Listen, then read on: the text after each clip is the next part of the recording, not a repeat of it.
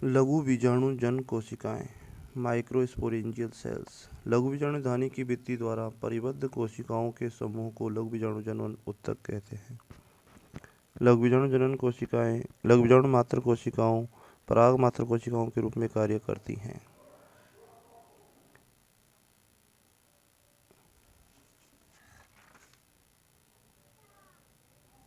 पैलाइनोलॉजी।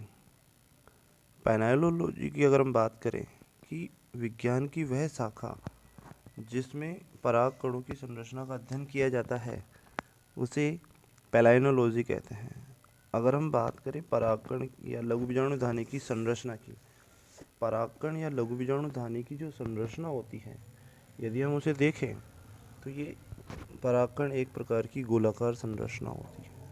परागकण एक प्रकार की गोलाकार संरचना होती है और इस प्रकार से इस पर दो आवरण पाए जाते हैं। इस प्रकार से इसमें दो आवरण होते हैं। यदि हम इसे कहें तो ये होता है बाह्य चोल, बाह्य चोल। ये है अंतःचोल,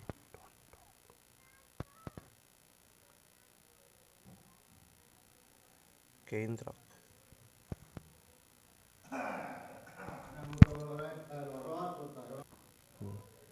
इसमें दो आवरण होते हैं, बाह्य चोल, अंतःचोल।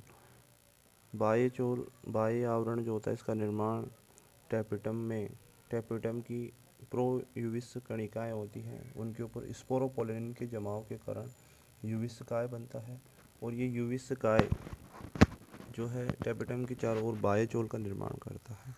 इसी प्रकार हम बात करें अंतःचोल। अंतःचोल जो है वह इसका आंतरिक आवरण होता है जो पैक्टीन और सेलुलोज का निर्माण पैक्टीन और सेलुलोज के द्वारा बनी हुई होती है, जिसको पैक्टोसेलुलोज कहते हैं। यह आगे जाकर के परागनाल का विकास करती हैं, अर्थात किसी भी जनन छिद्र से बाहर की ओर निकल करके परागनाल का निर्माण करती हैं। इसके अंदर एक रिक्तिका पाई जाती है, एक केंद्रक होता है और इस प्रकार ये अगुणित एक केंद्रकीय संरचना होती है। परागकण की अगर हम बात करें कि परागकण प्रकृति में अलग अलग प्रकार के होते हैं। परागकण प्रकृति में अलग अलग प्रकार के होते हैं। परागकण प्रकृति में पाए जाने वाले परागकण भिन्न भिन्न आकृति के होते हैं। सामान्यतः 15 माइक्रोमीटर से 25 माइक्रोमीटर तक होते हैं। परागकण परागकण पर सामान्यतः दो आवरण होते हैं। परागकण पर सामान्यतः दो आवरण होते हैं। एक होता है बाह्य चोल, यह सबसे बाह्य मोटा एवं कठोर आवरण होता है जो स्पोरोपोलिन द्वारा निर्मित होता है। स्पोरोपोलिन में उच्च प्रतिरोधक क्षमता पाई जाती है, इसलिए इसका भौतिक ताप व दाब या रासायनिक अम्ल क्षारक जैविक सूक्ष्म जीव द्वारा गठन नहीं होता है। इसलिए परागकण जीवित जीवाश्म के रूप में पाया जाता है, अर्थात परागकण के चारों ओर स्पोरोपोलिन का आवरण पाया जाता है, जिसके रूप में ये जीवित जीवाश्म के रूप में पाया जा सकता है। परागकण में कैरोटीनॉइड्स का ऑक्सीकारक बहुलक उपस्थित होने के कारण इनका रंग गहरा धूसर होता है। द्विबीजपत्रियों में बाह्य चोल में तीन जनन छिद्र पाए जाते हैं, जिन्हें ट्राइकोलपेट अवस्था कहते हैं, तथा एक बीजपत्रियों में एक जनन छिद्र पाया जाता है, जिसको मोनोकोलपेट अवस्था कहते हैं। जनन छिद्रों में स्पोरोपोलिन अनुपस्थित होता है। जनन छिद्रों से ही पराग नलिका परागकणों से बाहर निकलती है। अंतःचोल ये आंतरिक पतली व मृदु परत होती है जो जीव द्रव्य को बांधे रखती है। अंतःचोल का निर्माण पैक्टीन व सेलुलोज पैक्टोसेलुलोज के द्वारा होता है। परागकण एक कोशिकीय, एक केंद्रकीय व अगुणित संरचना होती है। परागकण का जीवन काल। परागकण का वह समय जिसमें परागकण से परागनलिका का विकास होता है उसे परागकण का जीवन काल कहते हैं।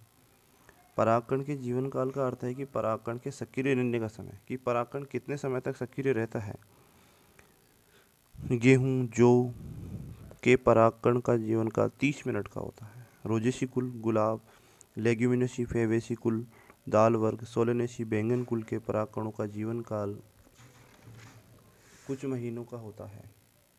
परागकणों का जीवन काल को आनुवंशिक कारक ताप आर्द्रता प्रभावित करते हैं। परागकण के उपयोग या लाभ। परागकण में असंतृप्त वसा पाई जाती है, इसलिए इसका उपयोग क्रीम, सौंदर्य प्रसाधन, कॉस्मेटिक आइटम्स, सामान बनाने में किया जाता है। परागकण को धावक घोड़ों, एथलीट्स को स्फूर्ति देने के लिए खिलाया जाता है। हानियाँ। टैपिटम से स्रावित प्रोटीन परागकण के बाह्य में धंस जाती हैं।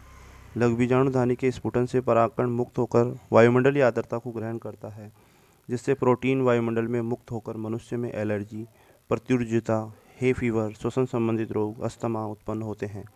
पार्थेनियम, छटक चांदनी, कांग्रेस घास, चिनोपोडियम एल्बम बथुआ, ज्वार के परागकण मनुष्य में एलर्जी उत्पन्न करते हैं।